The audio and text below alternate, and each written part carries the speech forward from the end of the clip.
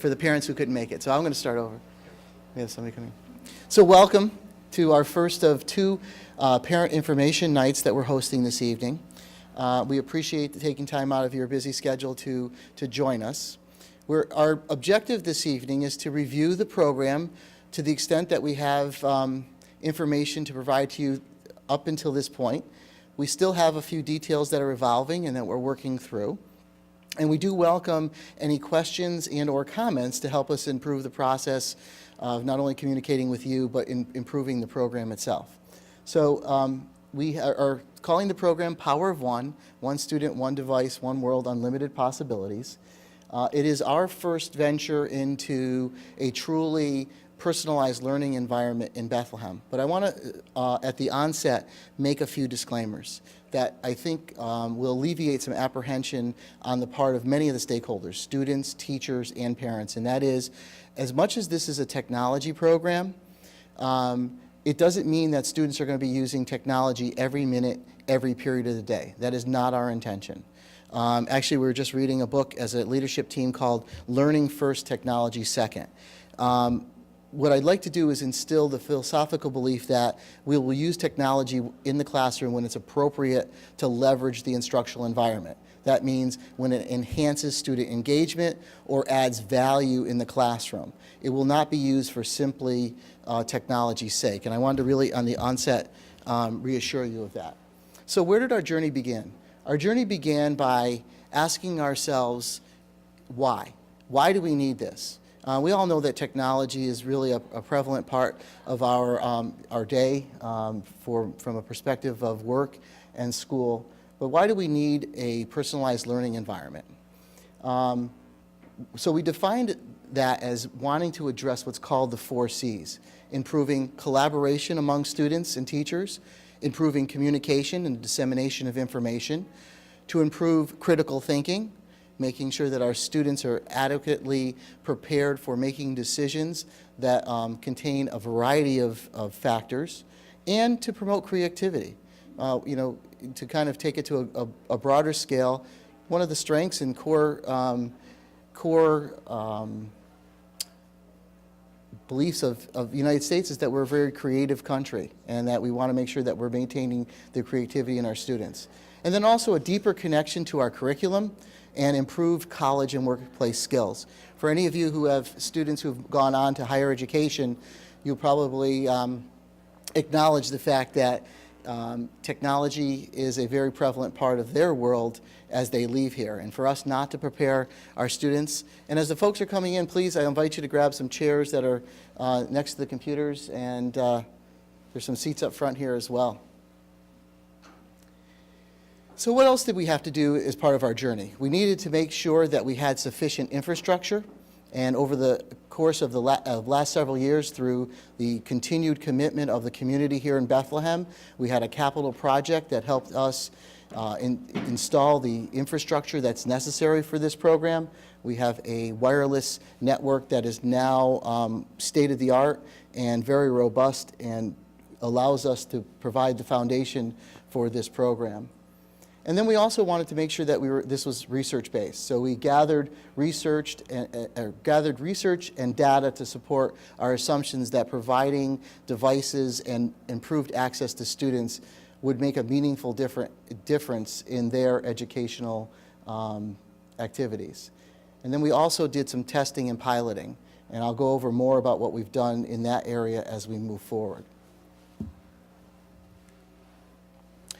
In regard to research, and I won't spend a lot of time on this, we also, in connection with tonight's presentation, will be launching a website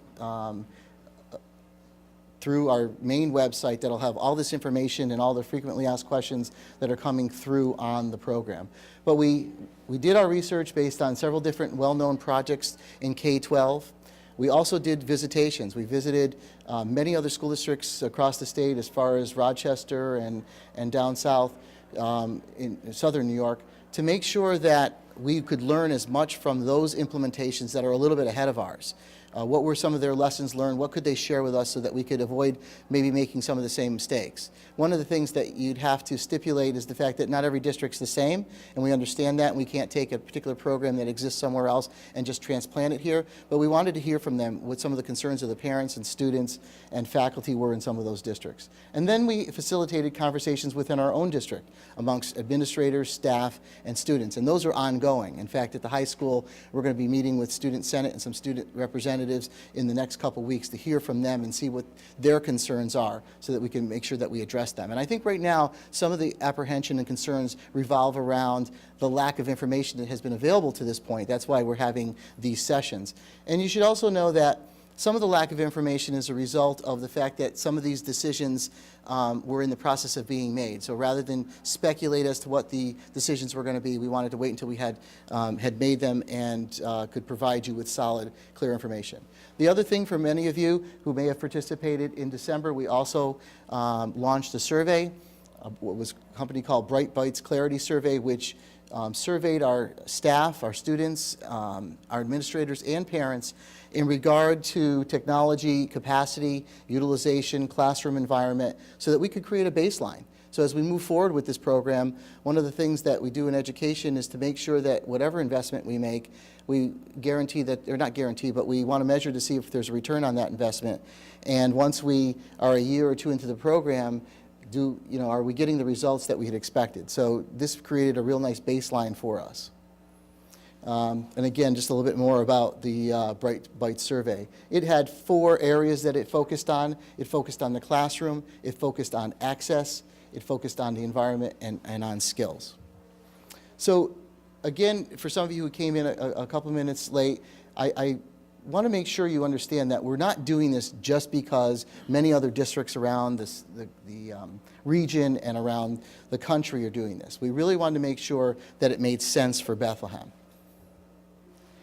The other, and this kind of follows that same logic, the other firmly held belief that we want to really insulate ourselves from is just adding technology in the classroom will do nothing to improve the environment. If it's not well planned and the teachers don't receive sufficient professional development and everyone kind of buys into what the purpose is, we're just spending money, we're throwing good money after bad, and we're just adding devices into classrooms. So we're very cognizant of that here. And we're trying to, with the help of the administrators and the teachers, really make sure that we understand where this technology will provide the best value. And again, this is along the lines that I've received many emails and correspondence from students who are seeing other smaller implementations within the high school, where in our lab school and in our super program, where students have already access to the devices, so the improved access, and they're seeing where there's a gap that existed, and this program seeks to address that gap and provide equity and unilateral access for everyone. So that's where the program was born, Power of One, really just a kind of a way to identify our goal in the program and kind of rally people around the vision. So let me take a minute to, and at any point if you have any questions, please let me know. We're also recording this, so if you find value in tonight's session, and I hope you do, you can also refer your friends and neighbors to see the presentation. But let me back up and tell you a little bit about where we are to this point and then what the vision is. Several years ago, when we decided to introduce one-to-one technology, we started at the 5th grade level. And that was approximately 2.5 years ago. We introduced Chromebooks to all the 5th grade sections in our elementary schools. The following year, that was such a successful program, we added and expanded it to 4th grade classrooms. And this past year, we started to introduce it to the 3rd grade classroom. So and I know you're here for the high school program, and some of you have students at different levels. I wanted to kind of give you context for the entire district, and then we'll focus on the take-home program, which is our 9 through 12 for next year. So right as of July of this year, of September of this coming year, all 3rd, 4th, and 5th grade classrooms will have Chromebook carts with a sufficient number of Chromebooks in each of those classrooms so that when the teacher again feels it's appropriate to use, every student in that classroom will have access to a device. We did a board presentation several months ago with the 5th grade at Slingerlands, and we saw some wonderful utilization on the Chromebooks. We saw a lesson in government, and we have seen students use it to explain some of the things that they're learning. One of the advantages you'll see later is the fact that the Chromebooks provide us an alternative to be able to assess student understanding and student mastery of concepts, not just in regular assessments, handwritten assessments. There's different ways that students can now creatively show us what they're learning. So that's pretty much the grades 3 through 5 program. In K2, when I first introduced this program back in December to the board, this is now an update. We were piloting what we wanted to do in K through 2. K through 2 has some more specific requirements. The primary level students are learning how to use technology, although you could probably argue that some of your children and or kids that you know that are in preschool are very proficient with technology, but we weren't quite sure if we wanted to continue with the iPads that we had K2 or not. So we put some touch Chromebooks in the hands of teachers in K through 2, and they did an assessment of where they wanted to go with that program. And after probably about 3 or 4 months, they came back, and we have decided to continue in grades K through 2 with iPads. They're very simple for the students to use. We have a very large investment in apps that are appropriate for those grade levels, and we are going to refresh the old Apple IIs, which are 4 and 5, and in some cases 6 years old, with a brand new model that's come out specifically for education, a lower price model that competes with the price of the Chromebooks in K through 2. Each of the K through 2 classrooms for next year will receive 6 iPads. It's a different methodology at the elementary school. At the elementary school, or elementary classrooms, K through 2, we don't typically see every student using a device. The teachers generally work in what we call centers, and so 5 or 6 devices is more than sufficient to have a center of technology. However, what we'd like to do to build the capacity as those K through 2 students move up and will be exposed to full-size Chromebooks in grades 3, we're also going to be providing 1 Chromebook cart in each building so that if a teacher in K through 2 would like to explore some technology with the entire class, they would have that accessible to them. So that's our K2 strategy for next year. So now we've done K through 5. At the middle school level, and with me this evening, I should have introduced Dave Domel, the current interim middle school principal, soon to be your high school principal for next year. We had a lot of discussions, and there are a lot of districts who have gone take home 6 through 12. But we didn't really want to bite off more than we can chew in 1 year. So we decided to focus the take-home program, at least for next year, in grades 9 through 12. There are several factors that went into that decision-making process, particularly talking to our colleagues around the region and around the state. Middle school is a transitional time, learning responsibility for taking care of things. There were high incident rates of damage in the programs that allowed middle school students 6 through 8 to take the devices home.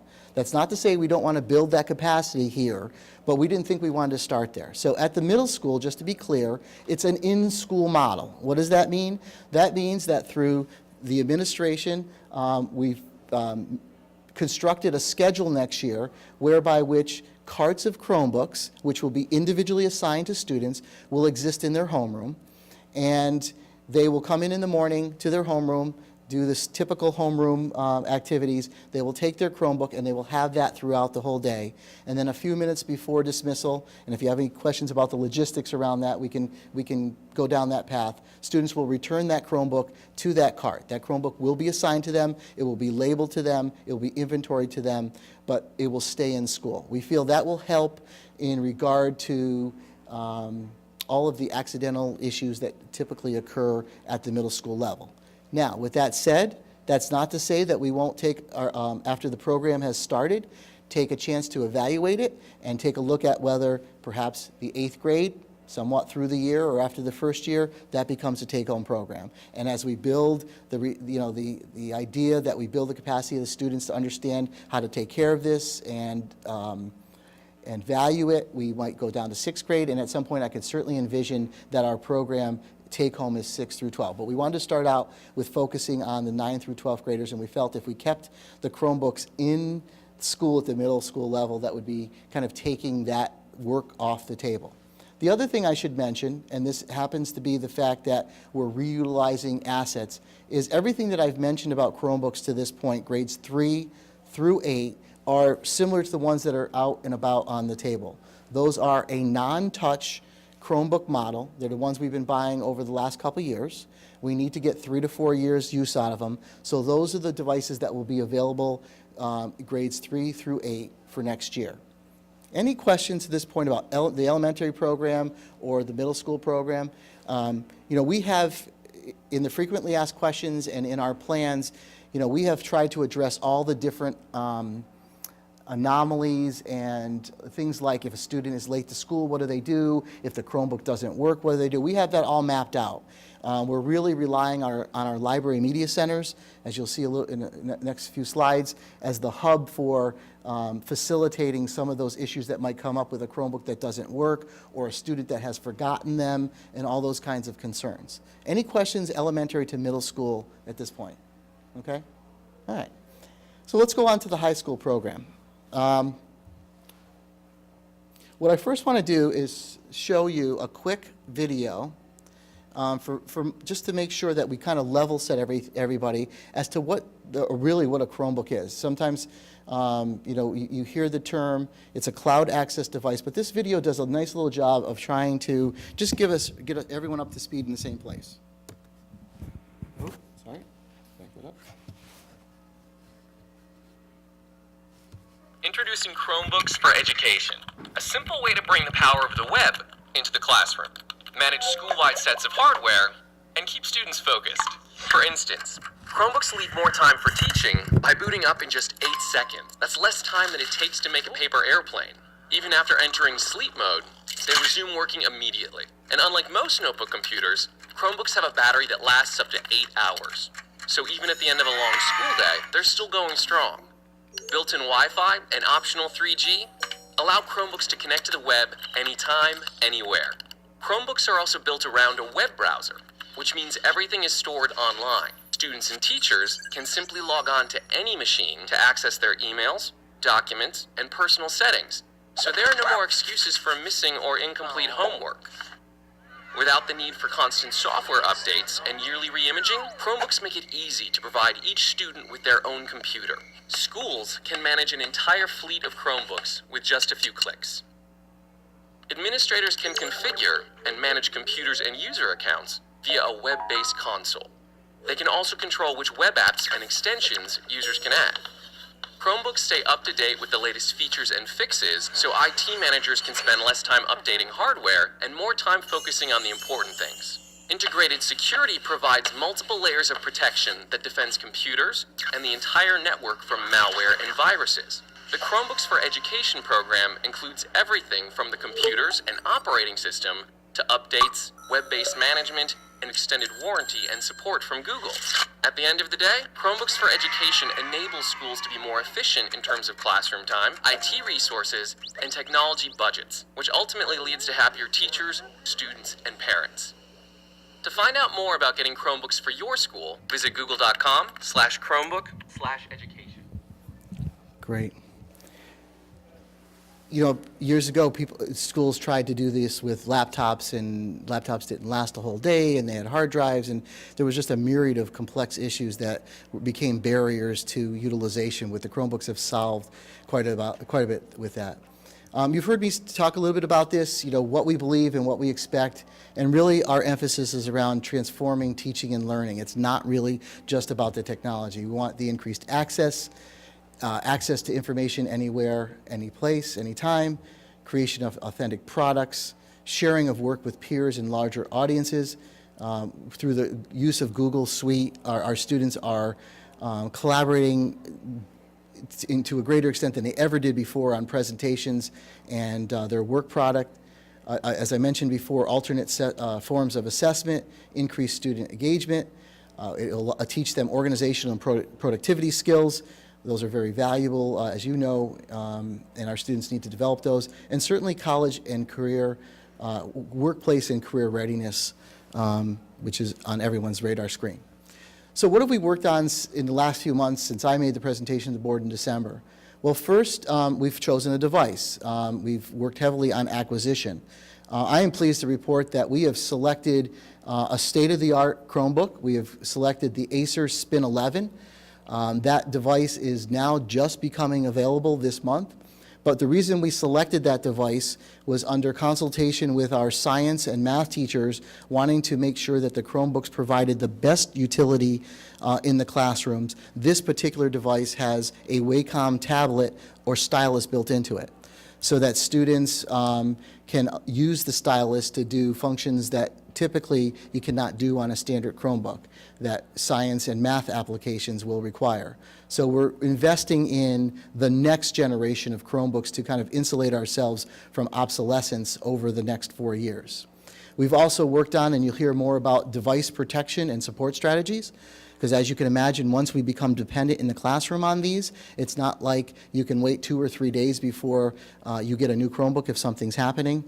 And we've also worked heavily on the content filtering. And let me stop there for a second, and that is, these Chromebooks will be subjected, whether they're here or at home, to the same content filtering that students are subjected to in school.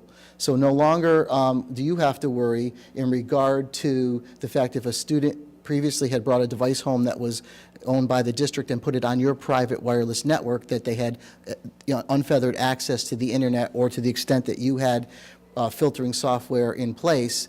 That's not the case. These Chromebooks will be subjected, whether they're on our network or any other network, to the same content filtering that's done here. Logistics, we're kind of in the process of finalizing that, but what we, if you can well imagine, we have about 1,550 students here next year. Once these Chromebooks come in, they do need to be processed, they need to be inventoried, they need to be put into this management console. So we're looking at publishing an August schedule, multiple days, evenings, Saturdays, where students, if you so desire, can come in and pick up the Chromebook prior to the start of the school year.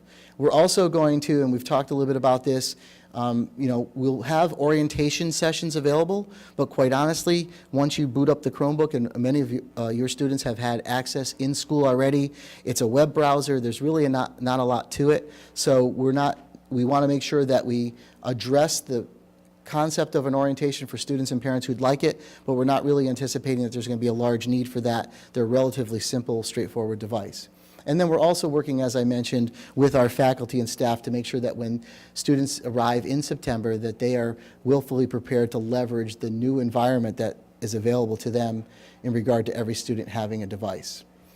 I really want to get to the frequently asked questions and your questions, because I think that's where the value in this evening's presentation will lie. There are a couple little changes to note. Now that we're providing a device to every student, and we want to ensure that that device works properly in each of our classrooms, we are pulling back on our BYOD policy that we tried a few years ago and didn't really turn out to be as successful as we had hoped. What this means is that now that students will have a device available to them in the classroom, that there will only be some common locations where they can jump on the public wireless with their phones. So we are still providing access in the cafeteria, the LMC, the auditorium, and any of the common spaces where they can use the wireless network with their phones, but in regard to in the classrooms, they'll no longer have access to the network, mainly because we want to make sure that we don't undermine the success of the Chromebooks. So we're putting roughly 25 to 30 students in every classroom throughout the entire building. We want to make sure that when students are doing video and any other bandwidth-intensive operations, that we ensure their quality of service in the classroom. The other slight change for next year is that up until this point, the lab school students have used MacBook Airs. We're transitioning that program over to Chromebooks so that all students have the same device and the same environment in the building. Let me brush, this is probably one of the ones that's probably most important with parents. We're making a significant investment, obviously, in these Chromebooks, but we also don't want this to become a burden for our parents or have any added expenses. So what we've decided to do is we're deciding to insure the Chromebooks through a program that will cover reasonable incidents. And what do I mean by that? Typically, we are going to say that we are going to have accidental protection in place so that if a student drops it, cracks the screen, spills something on it, that is going to be covered through the insurance policy that we have. Missing keys.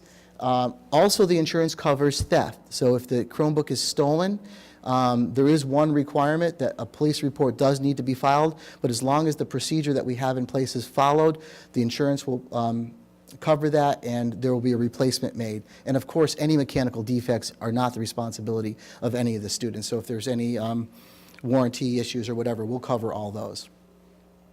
What's not covered in any insurance policy that we can buy or any program that I've seen is loss of the device. Now, you can, there's a couple ways of losing the device. You can leave the device in here and come back a half hour later and it's gone, and you can argue, is that device lost or is it stolen? I would suggest that if it isn't here when you came back and no one has it, then it's been taken, a police report is filed, and that would be considered theft, not loss. Yes? Is there going to be some sort of marker on the Chromebook? Absolutely. Sitting with a group of people, Yes. Is there going to be a number? Right, so there's a couple things that you should know, and I'm glad you asked that, and if I go too deep into the weeds technically, but every Chromebook that we buy is going to look identical to the next one, right? So there's going to be a couple ways that we're going to be able to determine that individual student's Chromebook. From very simple, there's going to be an adhesive label on each of them that was going to start out to identify which Chromebook belongs to each student. Obviously, the label can be peeled off, but it's a good starting point. Second is each Chromebook will have a school district asset tag on it, which is also a label, but will identify that Chromebook to that student and that serial number, more importantly. Each unit is serial numbered. All of that information is going into our Aspen database so that on a simple, I just left it behind, the librarian can pull up that, can run the serial number or the tag number and know which student is assigned to that. The other couple things to know about the reason why we went with Chromebooks and they will be managed by what the video referred to as the Google console is that, and we have to get this out there because this is a very important aspect of the program. 3 quick things. 1, students will only be able to log on to the Chromebook with their bethlehemschools.org Google account, not Gmail. They are going to be restricted to that environment. 2, only students, once we are notified that a Chromebook has been stolen and we go into that Google console and lock it out, that Chromebook is useless no matter where it goes in the world. It sends a lockout signal, and whenever that Chromebook boots back up on the internet anywhere, and it's useless without being on the internet, it renders that Chromebook useless. Now, that doesn't necessarily mean it's a total deterrent factor in my mind. Somebody might still steal it to be for parts, or might still take it for malicious purposes, but as far as it having a value on the street, it will have none because it will be called a brick, is what we refer to it as, because it becomes totally useless. And then the other reason for putting it into Aspen is that way teachers will readily have access to, if a student leaves one behind, they can also look it up and be able to identify whose it belongs to.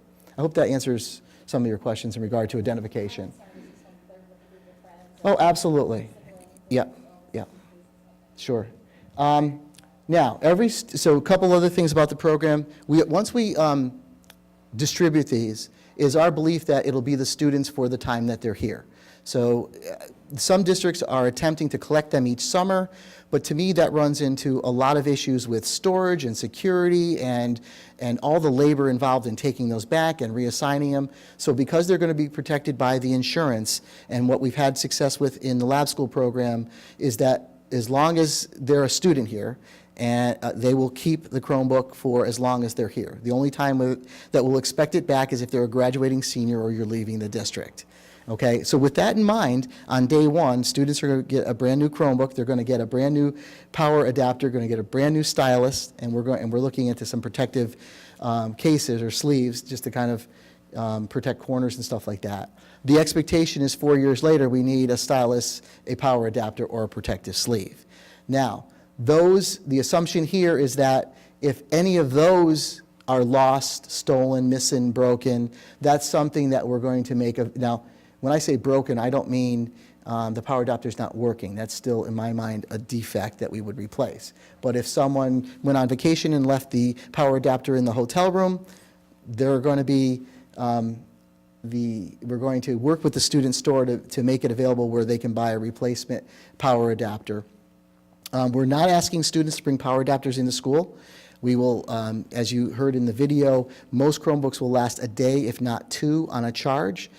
So if they're sufficiently charged each night, that should not be an issue. We know that they're going to have 1,500 students. Not everyone's going to charge it, so there are going to be charging stations and chargers within classrooms and various locations within the building. And we can also speak to the loaner program that we're going to have too. The styluses are probably going to be a little bit of a pain point in regard to that. This is the first time that any school district I know in the capital region, or anywhere, because it's a brand new model, is going to give a stylus out. And the styluses are an active stylus. It's not like the pens that you get with the rubber tips. And so they are, they're $30. So our hope is that, students can kind of keep track of them. If they're missing, they are available at Staples and on the open market. You don't have to buy anything here. But that's one thing that I guess will be an experiment to see how that goes. But we really feel that's an essential tool with this device in specifically, as mentioned earlier, in math and science. And so we really are excited that we're one of the few districts locally that are moving forward with the next generation of Chromebooks. Anything in regard to kind of how we're ensuring them. So here's the other thought. And we have some experience with the programs that we have now. There's not an unlimited nature, so we probably will have some students who may have an accident once or twice a year, once every couple of years. That's fine. But also, we're leaving the discretion in there that if this is an ongoing issue, then there'll probably be a conversation about what else is going on. Every student, as long as there's a justification that you're willing to agree to, that something happened, it fell, whatever it did, we're okay with that. But if we see a pattern, one student, this is the fourth cracked screen this semester kind of thing, there'll probably be a conversation between home and school as to what's going on. One of the things I should mention when we visited schools, we also have an option that if you are not comfortable with your student bringing the Chromebook home, for whatever reason that is, you choose not to have technology in your home, you don't want the responsibility, you just don't see the value of it, we have provisions in place where students can check the Chromebook in and out of the library each day, similar to the middle school. We're just making that provision available just in case there's a parent. We're really trying to engineer every possible permutation. So if there's some objection you have about the student taking it home, we'll certainly work with you and make sure that we have an alternative plan so that they're not, there's no disadvantage to them during the school day with their peers, but we address your parental concerns in a way that's appropriate with you. Yep. Talk about if it's damaged or not working. Are you handling that internally, or is that something you're So- talking about? You give the student a loaner?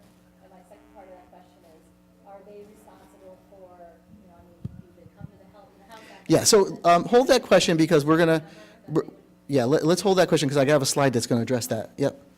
Regarding the loss, is there any equivalent feature like find my phone or something to look up is generally where the computer is? Not on the Chromebooks. Yeah. Oh, yep, go ahead. So does that mean if they do, however, accidentally lose the Chromebook, so then the parent is responsible for the full price of the Chromebook? That's correct. Loss is the only thing that we can't cover against. How often, if any at all, would it be backed up, and will the student, once it's rendered useless, once it's stolen, Mhm. is there any way for the student to get their information? Yes, so here's one of the beauties of the Chromebook that you should know about. There is, I don't want to say there's very little to nothing stored on the Chromebook. It is a cloud device. So everything that the student is doing on this device is actually happening back at Google in their Google Suite. So whether it's a document, a slideshow, a spreadsheet, all of that data is being kept in the cloud. So whether a student accesses their account from this Chromebook that they have, or they go home or turn around and use the computer you're at, they have total access to their information. That's where one of the really differentiating factors between the laptop programs of the past, where everything was stored on the hard drive or on a network drive, and the cloud device. It has really streamlined our ability, and Google backs up everything. It's all versioned, so, and that allows teachers to look back at multiple copies of documents and stuff like that. So it takes all of that worry right off the table. And so as long as the student has a web browser and their Bethlehem Schools logon, they can get to their information no matter where. But that actually speaks to your second part of the question, which means that instantly when we give the student a loaner, which I'm going to go over some of those parameters, immediately when they log back onto that account, they have access to all their data and their information. Now, there is one small exception. With any benefit comes a liability, is the Chromebooks that we're purchasing have 32 gig of internal storage, as opposed to the current ones that typically have 16. That does mean there's now a feature in Google to work offline. Now, the next logical question is, why would a student want to work offline? That is in the case where a student may not have access to an internet connection. That doesn't necessarily put them at a disadvantage if they want to work on a document for a small period of time. So there is a little bit of a vulnerability. If I work on a document tonight offline, only when I connect back in school or some other location that has an internet connection do I sync to my account. So I don't want to mislead you. But the advantage of that feature, and it doesn't have to be used, is the fact that for some students who may not have access in all locations, driving in a car, for instance, they're working on an assignment, it's not being backed up at that moment. But for the most, to every extent possible, the next time they hit an internet connection, Google will sync that. So I didn't, there's some gray area, because now Chromebooks are coming with a little bit of memory that you can kind of work in that space. And we've just turned that feature back on. In fact, one of the students who spoke at the last board meeting said, why isn't that feature on? And quite honestly, Google adds features randomly, and we didn't even realize that the feature wasn't turned on yet. So we've turned that on. So Google Offline now works and provides a utility for those students who don't have an internet connection for a brief amount of time. But during that brief amount of time, there is a little bit of vulnerability in regard to that particular document or spreadsheet or slideshow is not being backed up. So a slight distinction there. I know I didn't intentionally make this so small that you couldn't read it, but it was really just a cue for me to kind of go along. Actually, so the question number one answers your question. Can student work be transferred from Chromebook to another Chromebook? And the answer is you don't need to, because no matter when you log in, there's where your work is. So unlike switching out a laptop where you had to do that. How is a student Chromebook distinguished from one another? So we talked a little bit about that. We have various methods between just traditional stickers to serial numbers to the database. Will devices be kept for the students over summer? We already addressed that, yes. What will procedures or consequences if a student fails to bring their Chromebook to school? It wasn't properly charged. So again, we want to be reasonable about this. We want students to be able to use these devices uninterrupted. So we don't want to create new barriers. So if they forget it, they forget it. They come into the library in the morning. We are going to have a sufficient number of loaners. They check out a loaner like they would a library book. Our librarians are setting that up in the system, and they use that device for that day. Now, we did disincentivize that, in that what they're going to get is a non-touch Chromebook, one of our older ones, because we really want that back today, and we want them to bring theirs in tomorrow. However, if they decide that they come in and it's not charged, there's a couple options. They can borrow one until theirs charges, or they can seek out one of the charging stations. These charge relatively quick. They have a study hall, or they're in the library for a half an hour, 45 minutes. That will probably be enough of a charge to get them through the rest of the day. So we have some flexibility there. Who owns the Chromebook? The Chromebook belongs to the district. One of the challenges in New York State is that when the district buys an asset, we cannot then sell it or transfer it to a student. It'd be like the state police buying a police car and then selling, you have to go through a proper disposal procedure where you go to bid. So I wanted to be clear that the Chromebooks belong to the district. Can the Chromebook be used with a personal Google account? I said that earlier. No, we're encouraging the students to use their Bethlehem Schools account. I won't be able to get into that too much tonight, but one of the reasons why is that that's where we can restrict their access to certain appropriate educational apps in what's going to be called the Bethlehem App Store. So when teachers identify to us that there's a really good productivity app that they want to use, we put it in the App Store, students can download it, but they don't have unfeathered access to everything out there, some of which is not appropriate for them to have access to. So that's why they need to use their Bethlehem account. Student forgets a password to the Google account, same as they would do today. They go to our help desk or our IT department, we reset the password, try to make that as quick and as streamlined as possible. What if a student is out of school for an extended period of time? Actually, we think this is it. Not that we want our students out for an extended period of time or illness, but what an advantage. They have the device, they're still receiving digital information from their teachers. In the one example I mentioned earlier, in 5th grade, a student was absent, but still, when his team that afternoon was working on a collaborative slideshow, they can see that from home, and he was able to participate even though he had a fever that day. So we feel that having the device and working in a collaborative environment like G Suite is actually going to improve that situation. Who is responsible for updating the device? This is another beautiful thing. It's automatically done through the Google console. So any updates to the browser, to the device itself, are done automatically in the background. Students do not need to worry about updating operating systems or virus protection or anything. It's all done in the background. Got many more, but any questions regarding any of those so far? We doing okay? Kind of answering some questions, or do I have you totally lost? We doing okay? Yep, go ahead. So, good question.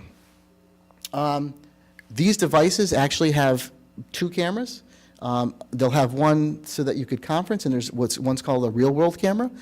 We see tremendous educational uses for the cameras. If you see our elementary students who are explaining, there's an app called Explain Everything or Seesaw. They're explaining how they do math and everything like that. They're working on presentations. They're telling their teacher what they're doing. Tremendous potential. They can, but with that comes the ability to, right now we have Google Hangouts restricted so that they cannot use it.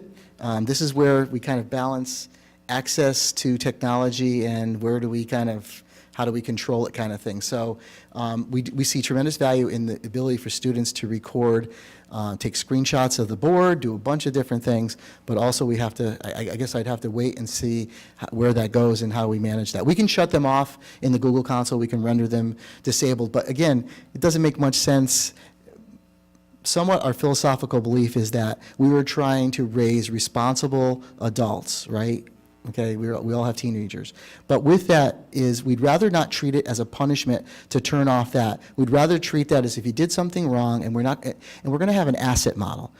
Most students or all students are good until they do something that's maybe uses less of their judgment. That to me is dealt with, and maybe Mr. Domel can speak to that later on, dealt with through our deans. So if a student does something inappropriate with a webcam, I think it's incumbent upon us as educators to make that a learning experience. Just as we're trying to teach them how to be good digital citizens and have good digital footprints and the negative consequences when they don't, I think it's incumbent upon us as educators to teach them what the appropriate use is. And then if they violate that, then we have an administrative consequence. And then we have tools that perhaps we shut that individual off and they lose access to something until they prove that they can handle it. That's my best answer to that as far as webcams, but it's a great question.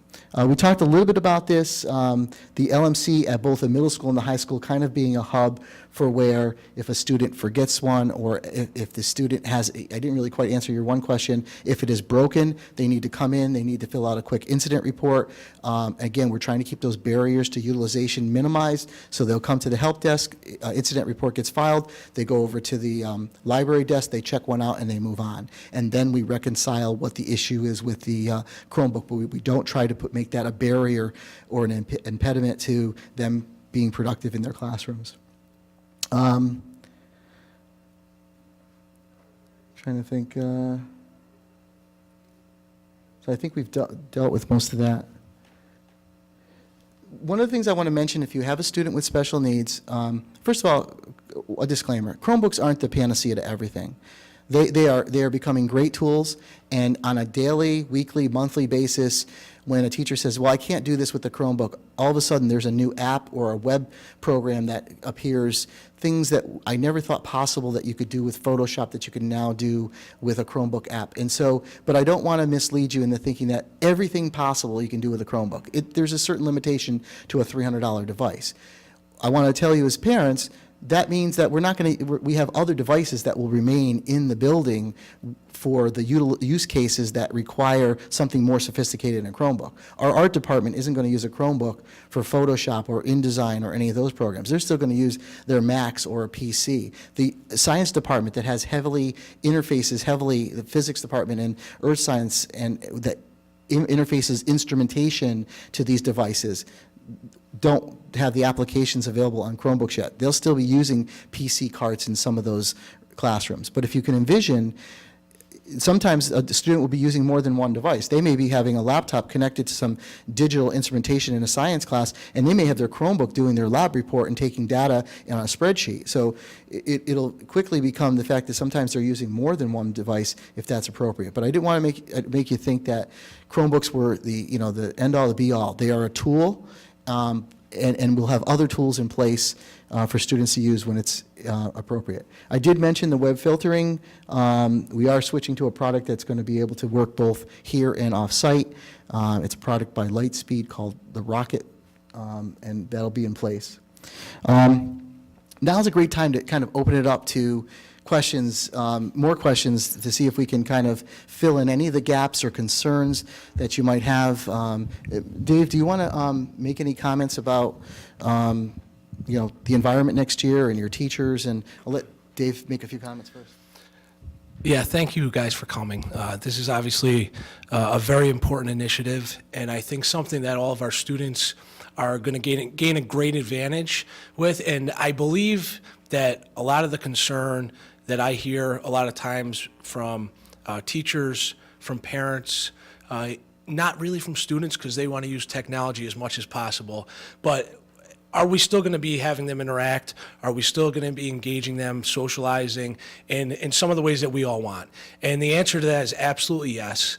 I think that if we can all think back to some of those times where we walked in the classrooms when we were growing up and teachers had a creative lesson set up, and you were extremely engaged with it, you were learning without even realizing it. This gives teachers the ability to be creative. It gives them one more tool to create a lesson that engages everybody, engages the students, and really creates excitement. So I always tell the story that when I went to college, I walked by a room and I saw a guy with a laptop and I thought, wow, he's loaded. He must have a lot of money. And to sit here and to think that all of our students are going to be on a level playing field, because there's a digital gap. Even though we think a lot of our students are so savvy, tech savvy, we still do have students that have a gap. And this will allow us to put everybody on a level playing field, really get engagement, excitement around it. And that's what I want to focus on. Of course, there's going to be issues that we need to address, as with any new initiative. But I hope that, for those of you that know me here, I hope you know that I am very approachable, and I'm going to rely on you all to give me feedback throughout the course of this process so that we can make sure it benefits our students. So. One other thought that I didn't address is printing. A lot of our teachers are concerned. It's going to take a while for our teachers to build their capacity to leverage this technology. So some have said, I still want an assignment printed out. So printing from a Chromebook is a little tricky. It requires a cloud printer. If you have a newer printer, it may be cloud enabled, it may not. But here's our position on that. If a teacher has an assignment that needs to be printed out, we're going to have, in addition to the library, we're going to have 6 or 7 print stations around the school where students can print to and use what's going to be a proximity card that's attached to their ID, to when they go up and they badge into the printer, their print job will come out. So that for those teachers who still require a printed assignment, students can still certainly print it at home, but they'll have printers available here to be able to meet that requirement. Our hope down the line, and I don't think we'll ever be paperless, but our hope is to move in that direction with Google Classroom. More and more teachers are disseminating assignments digitally and they're collecting them back digitally. They see a benefit in that, and they're able to kind of assess that material quickly and get grades into grade books. So we see a movement, a transition to there, but there's no expectation that everybody's got a Chromebook, so everything's digital next year. That's not the case.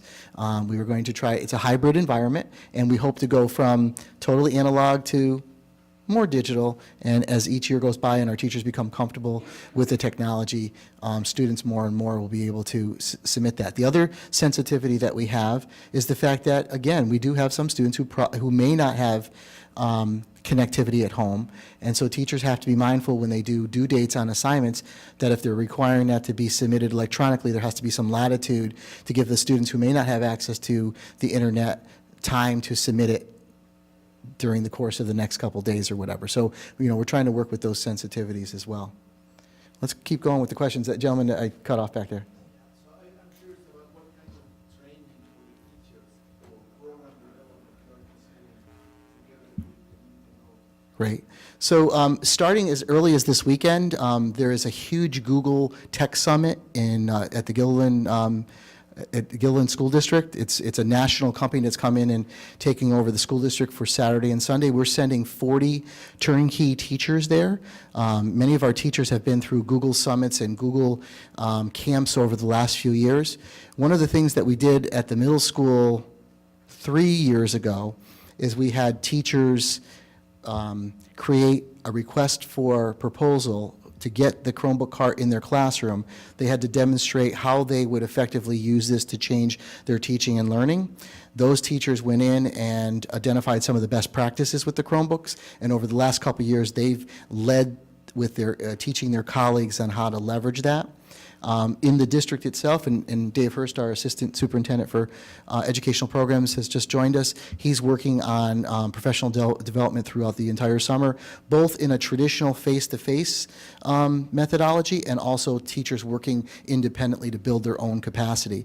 We also have added this past year, and we think it's extremely successful, we've added tech coaches at the middle school and high school level. What we find is there's a new trend away from more traditional professional development where teachers come into a room like this and sit here to more just-in-time and more subject area specific training. So I'm a teacher and I sit with my mentor or my coach and I say, this is something I've been trying to do. What kind of applications, what kind of tools could I leverage with these Chromebooks? And we find that matching the instructional coaches, the instructional technology coaches with the teacher in a kind of a one-to-one relationship has been very successful of ours. We also have taken, we have something in this district called continuous improvement. They're 1 hour blocks of time in various points in the year, and under the leadership,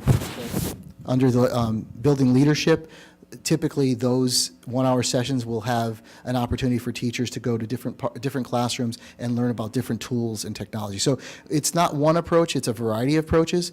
We find that some teachers are more receptive to one versus another, and we really want to meet the needs of the teachers. So that's kind of what we're doing. Yes?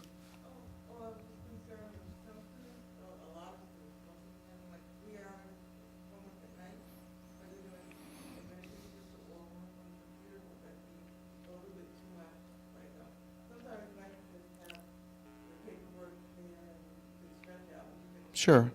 Yeah, I tried to instill throughout this presentation that I don't believe that we'll ever get to should we, or I don't think we'll ever get to, nor should we get to a complete digital environment. I don't think that's I think there's still a process in writing and creating and drawing and all those tools. So the other question that comes up too is, my middle schooler or my high schooler has this big book bag of textbooks, right?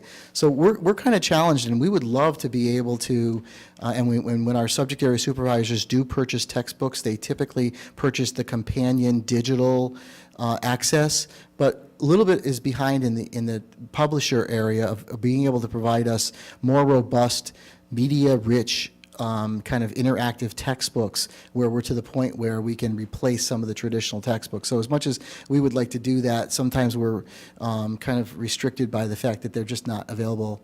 Our subject area supervisors, our teachers pick the textbooks that are best suited to teach the students, not necessarily because they just are electronic format. We had some other questions too. Yes? How will you handle distribution next year as you start this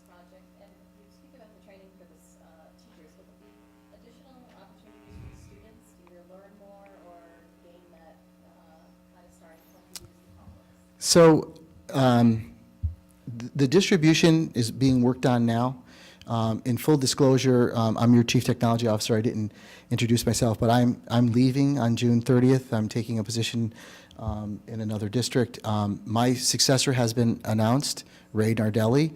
He'll be starting July 1st. Ray has been in the district. He's been shadowing us on a couple days, but there'll be some things that he'll have to develop to a greater extent, including a very well-articulated, published schedule of the times and dates that the Chromebooks will be available. Right now, our thinking is we'll probably do it by grade and alphabet and give people, when we distribute the lab school technology, we know that we need to use multiple weeks because people have vacations. Students are very active during the summer, so we'll have to give you multiple opportunities over the course of probably somewhere in the vicinity of the last 2 weeks of August. And as I mentioned earlier, we envision having some daytime hours, some evening hours, and perhaps some Saturday hours, so that, we have 1,500 Chromebooks, so that there's some logistical considerations with delivering them, because when we deliver them, we want to make sure that you're satisfied that you're getting a new Chromebook, that everything's there, you acknowledge that you're receiving it. It is not an agreement, it's just an acknowledgement. That's one change from anybody who's familiar with the lab school program. We're not asking for a binding legal document. We're just asking that you acknowledge that you're receiving this device in good condition, and that in 1, 2, 3, or 4 years, depending on your circumstances, you're going to return it in working order, minus any expected wear and tear. Yes? Maybe a silly question. You were talking about the backpacks full of books. Mm-hmm.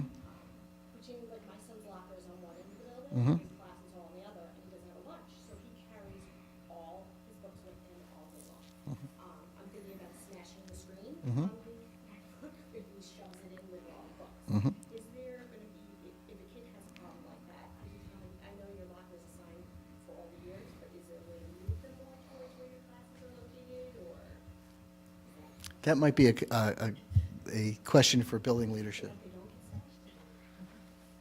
Yeah, I mean, if there, obviously, any situation where there's difficulty, you would just address it with us, and we're going to try to accommodate everything. That's one of those situations there that there's going to be things that happen or come up that we'll just have to address, on an individual basis. But yeah, obviously, definitely, not a stupid question either.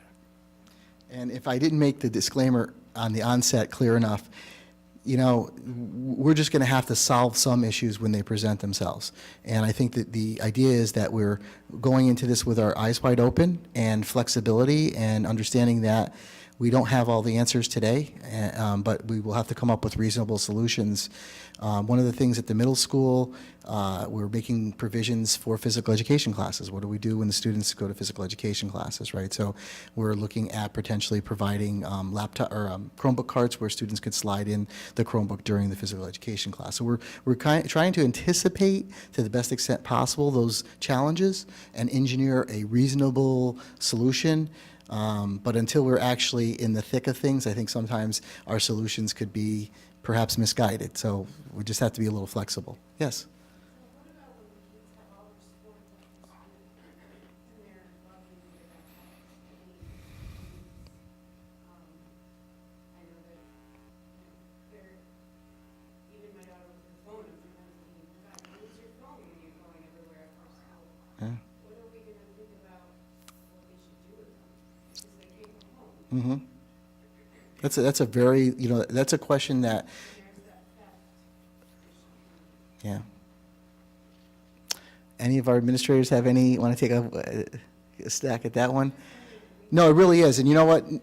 Some of the things that I think that you're asking that I don't have a really good answer to are things that I also want to run by my colleagues and constituents in other districts who've gone before us, because they may have dealt with it and could provide some guidance in that area. My daughter plays sports, and when you're talking about that, I'm thinking about her 3 backpacks and the way she throws them around, or on the bus, or leaves them down near the, so that's a very interesting question.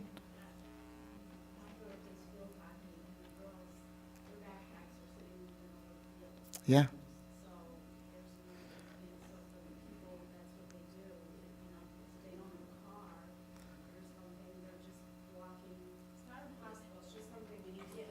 No, that one is, I'll tell you, that one isn't one I've heard, and boy, that is so relevant and so frequent that I do want to, no, nor if they leave it there, then they wouldn't have it necessarily, you know, They worry about their own equipment, their sporting equipment, and not too. Yeah. It's similar. yeah. So, You actually addressed that earlier when you said there were parents who could opt not to bring them home. Right. So you have them here for the kids that are in school. Oh, I mean, that's not true that you have to weigh and whichever one you want to do. Mr. Hurst would like to, Well, the way some districts handle it is for athletics, the students are just required to leave their bag on the bus because the bus driver is required to stay with the bus the entire time. And then when the game is over, the kids can choose the things from the bus rather than leaving it scattered all around. yeah. So it's just a change in for practice to have it, bringing your bag to the field, throwing it somewhere. Leave our waste, but Leaving a waste bin, that's so they bring them, leave everything stayed on the bus gets locked up. If students are gonna go home with their parents, because they have permission to do so, they have to go back to the bus first, get their locker, and then go with their parents. So that's, they can keep it in their locker, or we can. well, for home games, certainly they can leave it in the locker, but for away games, if, you know, depending on what the situation is, and how the students are getting home from the game, that sort of dictates whether you leave it on the bus or leave it at school.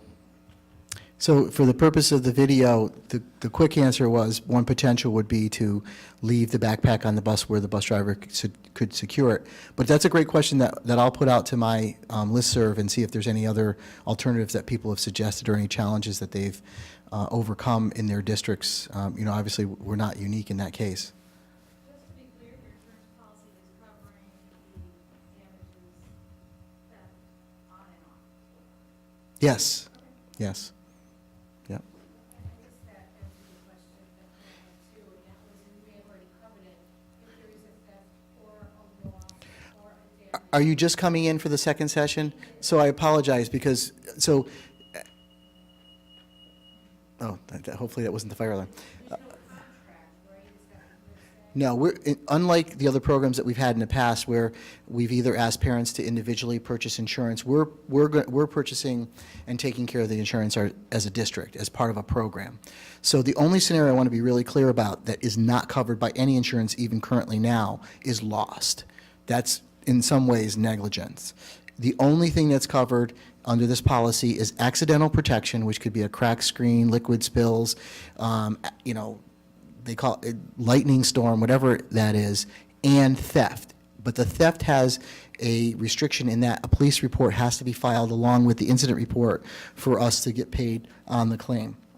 It's a zero deductible, so there's no money that has to change hands, there's no fees. What we do reserve as a right for the district, though, is to have a conversation with the students if the occurrences are unreasonable. You know, things happen a second time, but when it's the same student and this is the third occurrence in a semester, a different conversation about responsibility will have to take place with the administration and maybe different arrangements like that doesn't go home anymore. But Lost, then family or the student's responsibility. that's correct at this point, yeah. So I don't want to shortchange anybody who's actually spent the hour, which I didn't think it was going to take, but I'm glad it is. But if there's any, from the group that came in initially, if there's any other questions, so again, this presentation and all the information and more is going to be launched on our website in a couple of days, including the video that we did tonight so that you can share that with your friends. Please feel free to, email either Mr. Domel or myself, Mr. Hurst, if you have any questions or concerns. The bottom line, and I'll start with I'll end with what we started with. Teaching and learning first. Technology is to support that. It isn't the end-all to be-all. Our teachers are tuned into using the technology when it's most appropriate to leverage a lesson or to improve upon the student experience. It is not our intention that students are going to be on these devices every period of every day, and we don't want to set that expectation for teachers or students. And if you have any concerns as a parent, even if you start the program out where they're taking it home, but you're having difficulty, and you want to say to your child, listen, if this continues, I am going to call the school, and we're going to go to a situation where you're going to turn it in every day. We, as partners in your children's education, will work with you on whatever is appropriate. And even if that's a period of time, for the next month, you want them to turn it in until they prove to you that they can, handle the responsibility. We will work with you. And then, Can you hook up other external devices, keyboard, monitor? yes, so, the devices have several USB ports, so external devices, and I believe they have they have an HDMI out to go to a larger monitor, absolutely. If you just Google Acer Spin 11, fully, it goes 360 degrees, it will tent for presentations, 2 cameras, real-world facing camera, 32 gig solid-state drive, I believe 8 gig of RAM. We really bought the next generation. In fact, it is, you can't go out in the market and buy it right now. We have it on advanced order specifically so that we could get it here in time to process it for the summer. But we're going to be the only district that I know of in the greater capital region that's going to be using a stylus-enabled Chromebook for next year. And so we're excited about that. So I'd like to thank the folks who came at the first session, and then we're going to kind of turnkey it for those who came in. Thank you.